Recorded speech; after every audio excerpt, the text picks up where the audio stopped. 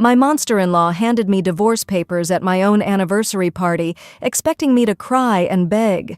Instead, I smiled and said, "Thank you." The room went silent. What she didn't know? I was a secret billionaire, and I'd already taken everything from her family, legally. Game over, Camilla. My name is Elizabeth, and exactly 1 year ago today, I made what everyone thought was the biggest mistake of my life. I married Oliver Thompson, but standing here in this glittering ballroom, wearing a red dress that cost more than most people's cars, holding divorce papers wrapped in a silver bow, I can tell you that marrying him wasn't the mistake. Trusting his mother was. Let me paint you a picture of tonight. Crystal chandeliers hanging from 20-foot ceilings, each one probably worth more than a house. An orchestra playing classical music in the corner, champagne flowing like water, and 300 of the city's elite gathered to celebrate my first wedding anniversary. Sounds romantic, right? Except my husband's mother, Camilla Thompson, is the one who planned everything, and Camilla has never done anything out of love for me. I should have known something was wrong the moment I walked in. Camilla wore white, not cream, not ivory, pure white, like she was the bride at her own son's wedding. She moved through the crowd like a queen, accepting compliments, directing staff, making sure everyone knew this party was her creation. Oliver stood beside her like a well-trained puppy, nodding at everything she said. That's my husband, ladies and gentlemen, 32 years old and still can't say no to mommy. The party was in full swing when Camilla clinked her champagne glass, demanding everyone's attention. My stomach dropped. I knew that smile on her face, that victorious gleam in her eye. I'd seen it before, every time she'd managed to humiliate me over the past year.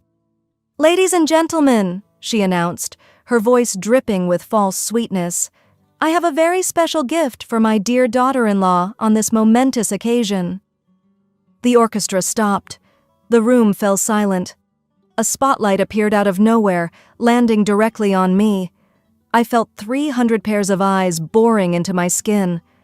Camilla approached me with this elegant silver box, wrapped with a pristine white bow. She was practically glowing with satisfaction. "Open it, dear," she cooed, loud enough for everyone to hear. "This is something very special." My hands were steady as I took the box. I could feel the weight of it, could sense something was very wrong. But I opened it anyway, slowly pulling off the bow, lifting the lid. Inside, nestled on white silk, were divorce papers, notarized, dated, ready for my signature. The gasps around the room sounded like a wave crashing. Someone dropped their champagne glass. I heard the crash, heard the whispers starting like wildfire. Camilla's smile widened into something cruel and triumphant. "Happy anniversary, dear," she said, loud enough for the microphones to catch. Yes, she'd invited media to this. "You're free now, free to go back to wherever you came from." This was it. This was her grand finale. Camilla had spent an entire year making my life miserable, treating me like hired help, calling me a gold digger who'd trapped her precious son. She'd made me clean, cook, serve drinks at family gatherings while she told anyone who'd listen that I was nothing, that I came from nothing, that I'd married Oliver for his money. And now, in front of 300 people and cameras, she was publicly throwing me away like garbage. Everyone expected me to cry, to break down, to run out of that ballroom sobbing. I could see it in their faces, that mixture of pity and morbid curiosity. Even Oliver looked away from me, ashamed but not ashamed enough to stop his mother. Instead, I smiled. Not a sad smile, not a fake smile, but a genuine, bright smile. I looked Camilla dead in the eyes and said, "Thank you, Camilla. This is exactly what I needed." The confusion on her face was priceless. The room went from shocked gasps to dead silence. You could have heard a pin drop on that marble floor. Camilla's smile faltered, her eyes narrowing. What do you mean?" she stammered. I carefully placed the divorce papers back in the box and set it on the nearest table. "All in good time," I said calmly. "Let's not ruin the party you worked so hard to plan. Please, everyone, continue celebrating." I walked away from her, my heels clicking on the marble floor, leaving her standing there looking panicked for the first time since I'd met her. The orchestra started up again, confused, but the party didn't really continue. People huddled in groups, whispering, staring, trying to figure out what just happened. Camilla tried to regain control, laughing too loudly, telling people it was all a misunderstanding, but I could see the cracks forming. She kept watching me nervously as I calmly sipped champagne and chatted with guests like nothing had happened. Daniel tried to approach me twice. I turned away both times. He didn't deserve my attention. Not anymore. You see, there's something Camilla doesn't know. Something nobody in this room knows except my lawyer, who's standing by the bar pretending to be just another guest. Let me tell you who I really am. I'm not just Elizabeth, the poor nobody from nowhere. I'm Elizabeth Hartford. My father is Jonathan Hartford, founder and CEO of Hartford Technologies. You might have heard of it? It's only worth $3.8 billion. My father built a tech empire from nothing, and I'm his only child, his sole heir. When I met Oliver 2 years ago, I was tired. Tired of men who saw dollar signs when they looked at me. Tired of fake friends and fake smiles. So I did something crazy. I hid who I was. I took a simple job as a marketing manager at a mid-level firm, rented a modest apartment, drove a normal car. I wanted someone to love me, not for my father's money. Daniel seemed different at first.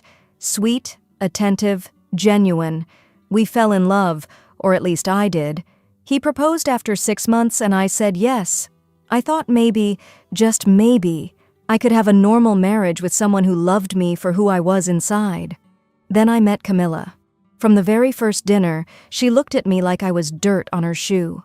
"So, Elizabeth," she'd said, her voice dripping with disdain, "Daniel tells me you work in marketing? How quaint."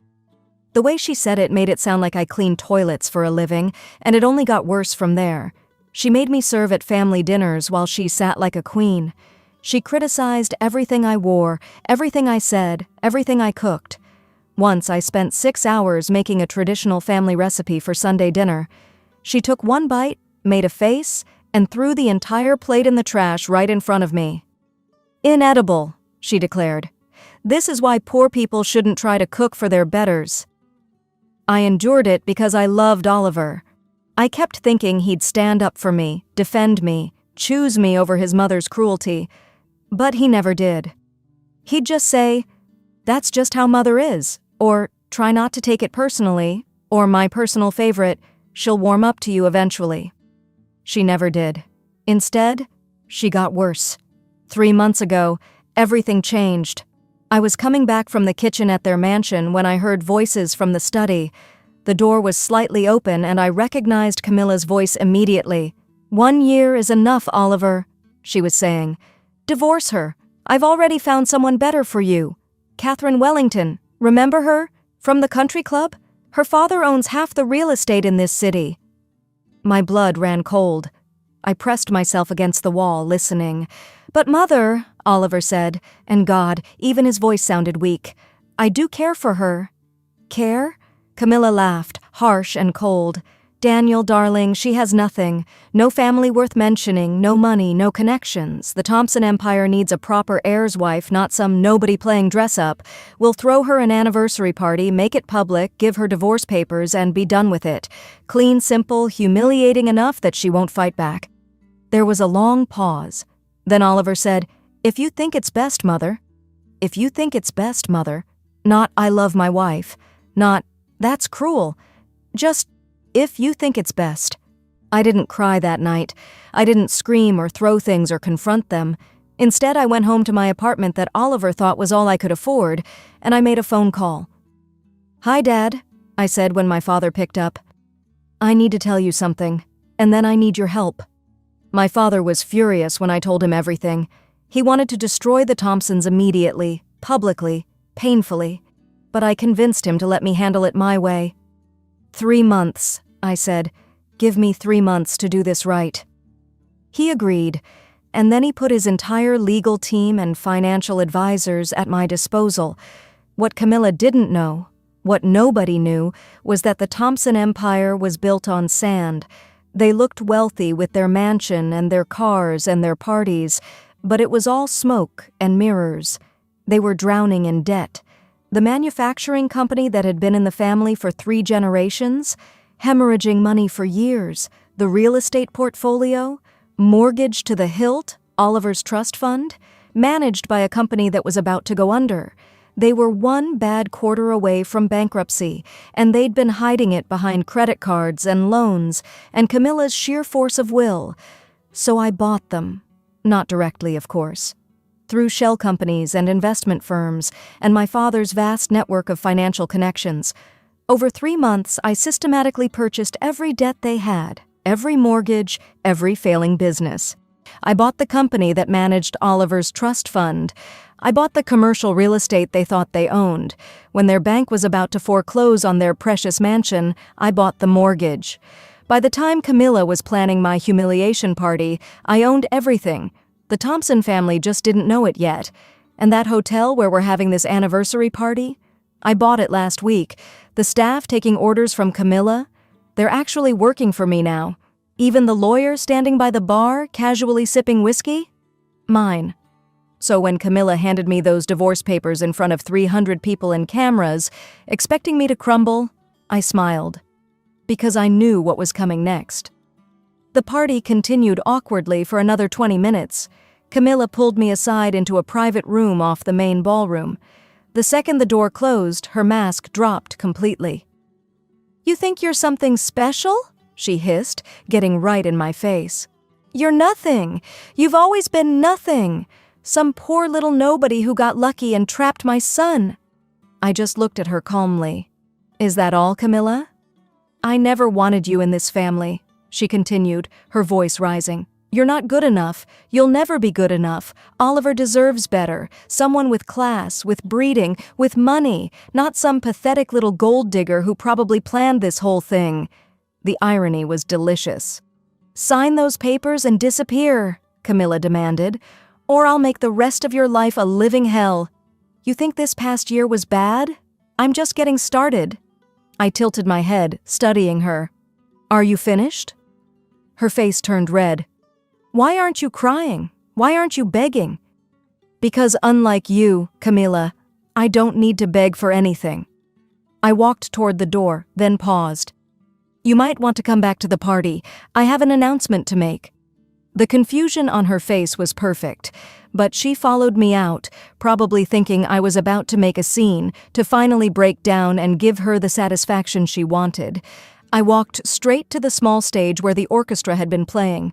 I took the microphone from the very surprised band leader. The room fell silent again. "Ladies and gentlemen," I said, my voice clear and steady, "I have an announcement to make." Camilla rushed toward me, panic in her eyes. "What are you doing?" I ignored her. "First, I want to thank my dear mother-in-law for this wonderful anniversary gift." I held up the box with the divorce papers. A few nervous laughs rippled through the crowd. Camilla thought she was kicking me out of the Thompson family tonight. She thought I was a poor nobody, a gold digger, someone who didn't belong in her world. Camilla's face was turning an interesting shade of purple. Oliver had gone pale. "But what Camilla doesn't know," I paused, letting the tension build, "is that I'm Elizabeth Hartford. My father is Jonathan Hartford of Hartford Technologies." The reaction was immediate and electric. Gasps, shouts, phones coming out to record. Someone near the back yelled, "The Hartford Technologies?" Camilla's face went from purple to white in an instant. "That's right," I continued calmly. "And for the past 3 months, while Camilla was planning this lovely humiliation party, I've been busy too. I've been buying her family's empire." The screens behind me lit up. My tech guy had been waiting for my signal. Legal documents, acquisition papers, deed transfers, all displayed in crisp, clear detail for everyone to see. The Thompson Manufacturing Company? I now own 68% of shares. Camilla made a choking sound. "Your commercial real estate portfolio, foreclosed and purchased by Hartford Holdings 3 weeks ago, this very hotel where we're standing? I bought it last Tuesday." I looked directly at Oliver. "Your trust fund, Oliver?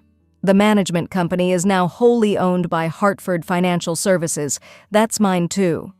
Then I turned my full attention to Camilla. And your mansion, Camilla? The one you love so much? The bank was about to foreclose because you've missed 4 mortgage payments. I bought that mortgage. I own your home.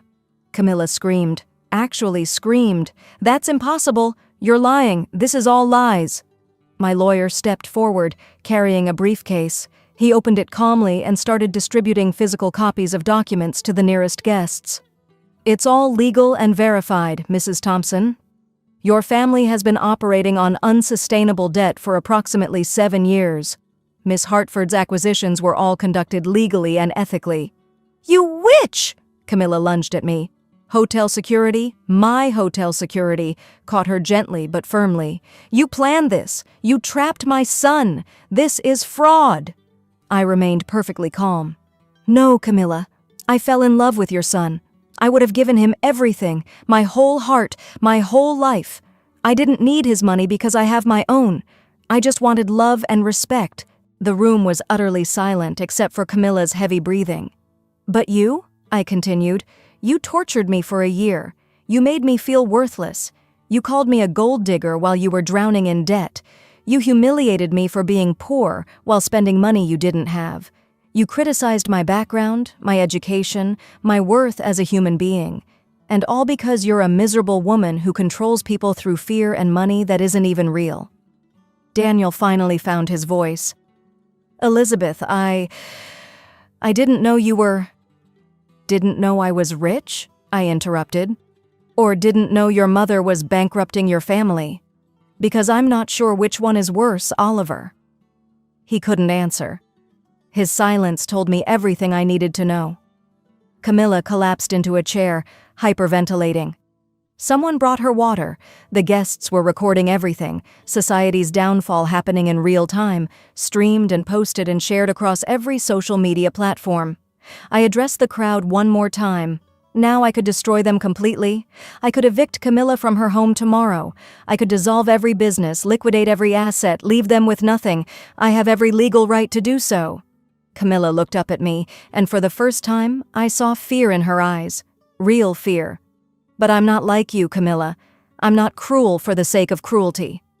I pulled out another set of documents from inside my clutch. I'm signing the Thompson Manufacturing Company back over to the family, along with enough capital to actually make it profitable again if you manage it properly. Confused murmurs filled the room. There's one condition, I continued. Camilla steps down from all positions in all companies, permanently. She will have a modest pension, a small apartment in a nice neighborhood, and a comfortable life. But she will never control anyone ever again. No positions of power, no board seats, nothing. She'll live well, but quietly. Camilla's sob echoed through the ballroom. The queen, dethroned. Then I turned to my husband, soon-to-be ex-husband. As for you, Oliver, he looked at me with something like hope in his eyes. Idiot. I loved you, I said simply. I really did. I would have built an empire with you. We could have combined our family's resources, created something amazing together. But you chose her.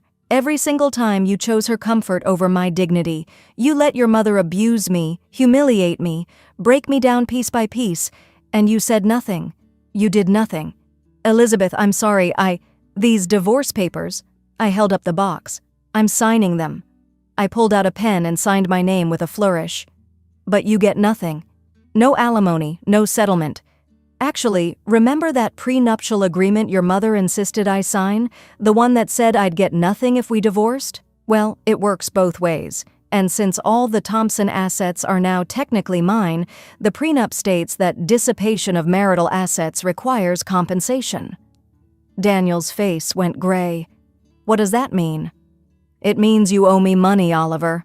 For every time your mother spent Thompson money that was actually borrowed against assets I now own, for every dollar used to plan this humiliation party, for every gift she gave you using credit she didn't have.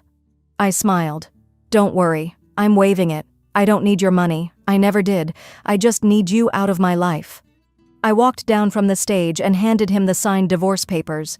Congratulations on your freedom, Oliver. I hope you use it to finally grow a spine. The crowd parted as I walked toward the exit. Some people were crying. Others were applauding. Camilla sat in her chair, destroyed. Her empire of cruelty collapsed around her. Oliver stood frozen, holding divorce papers he'd never wanted but had been too weak to refuse his mother. As I reached the door, Camilla found her voice one last time. "You can't do this! This is my life's work! I'll sue you! I'll destroy you!" I paused at the doorway and looked back at her one final time. "Try it, Camilla. I own your lawyers, too." Then I walked out into the night air, leaving behind the Thompson family, their debts, their drama, and their dysfunction. The red dress I wore caught the moonlight as I stepped into my car, not the modest sedan I'd been driving, but my actual car, a sleek silver Mercedes that had been waiting, along with my real life. That was 6 months ago. Camilla now lives in a 2-bedroom apartment in a decent neighborhood. She works part-time at a charity shop, actually helping people for once in her life. I hear she's quieter now, humbler. Maybe humiliation taught her what her years of wealth and power never could: empathy. Daniel moved across the country. He got a job at a regular company, no family connections, no trust fund to fall back on. Someone told me he's in therapy now, finally dealing with his mother issues. I hope he finds peace. I really do. I hope he finds someone who makes him happy and that he learns to stand up for them. As for me, I revealed my identity publicly after that night. No more hiding, no more pretending. I took my rightful place at Hartford Technologies, working alongside my father. We merged the Thompson Manufacturing Company into our portfolio, saved over 500 jobs, and actually made it profitable within 4 months. I started a foundation for women escaping toxic relationships, women who've been made to feel small, worthless, controlled by people who are supposed to love them. We provide legal help, financial assistance, counseling, job training. Everything I wish I'd had during that awful year, we now provide to others. And you know what? I'm happy. Genuinely, truly happy. I found real friends who like me for me. I found purpose in my work. I found peace in standing up for myself. Sometimes people ask me if I regret it, if maybe I went too far. But here's the thing. Camilla didn't just hurt me. She was cruel to staff, to business partners, to anyone she considered beneath her. She'd been destroying lives for decades. I didn't destroy her. I just took away her ability to destroy others. The best revenge isn't cruelty. It's not sinking to their level or becoming the monster they tried to make you. The best revenge is strategic, surgical, and ultimately about protecting yourself and others from future harm. Camilla tried to break me at that anniversary party. She thought she was ending my story, throwing me away like garbage in front of everyone who mattered. Instead, she ended her own reign of terror. And that smile I gave her when she handed me those divorce papers, that was the moment I knew I'd already won. She just didn't know it yet. So here's what I learned. Never mistake someone's silence for weakness, never mistake their kindness for stupidity, and never, ever underestimate a quiet woman who's been pushed too far. Because sometimes that quiet woman is a billionaire playing chess while you're still playing checkers, and by the time you realize the game has changed, it's already checkmate.